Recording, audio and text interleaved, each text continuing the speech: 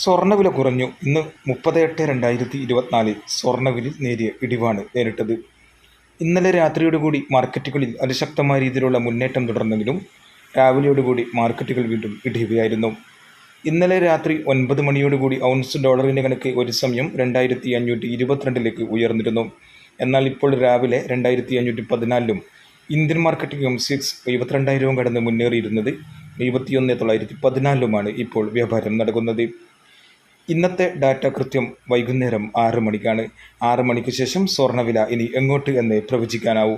ഒരുപക്ഷെ സ്വർണ്ണവിലയിൽ നേരിയ ഇടിവരാനാണ് സാധ്യത എന്നും നിരീക്ഷകർ അഭിപ്രായപ്പെടുന്നു. സ്വർണ്ണവില ഇന്ന് ഒരു പവന് 80 രൂപ കുറഞ്ഞ് 53,640 വ്യാപാരം നടക്കുന്നത്. അതേസമയം സ്വർണ്ണവില ഇന്നലെ ഒരു പവന് 53,720 തുടരുകയായിരുന്നു. 24K തങ്കം വിലയിലും ഇന്നലെ രാത്രിയോടുകൂടി അതിശക്തമായ രീതിയിലുള്ള മുന്നേറ്റം നേരിട്ടെങ്കിലും ഇപ്പോൾ രാവിലെ 7,300 വ്യാപാരം നടക്കുന്നത്. 9 വൺസ് ഗോൾഡ് വിൽക്കുന്നവർക്ക് ഏകദേശം ഒരു പവന് 300 മുതൽ 400 രൂപയുടെ ഇടിവരെ നേരിട്ടേക്കാം. വെള്ളി വില 1 രൂപ കൂടി ഗ്രാമിന് 93 10 ഗ്രാമിന് 930 വ്യാപാരം നടക്കുന്നത്.